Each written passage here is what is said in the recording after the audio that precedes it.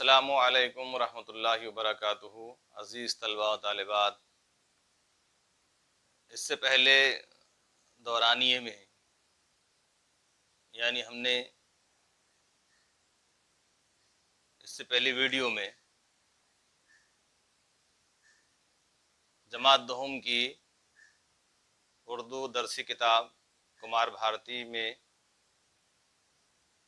غزل number 5 جسے معین احسن جذبی نے تحریر کیا ہے، اس کے 3 اشعار پڑھا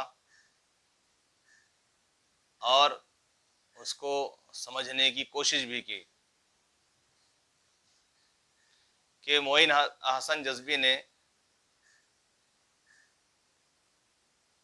اپنے تجربات و مشاہدات کو کس طرح بیان کیا ہے اور اپنے غموں اور دکھوں کا اظہار کیا ہے۔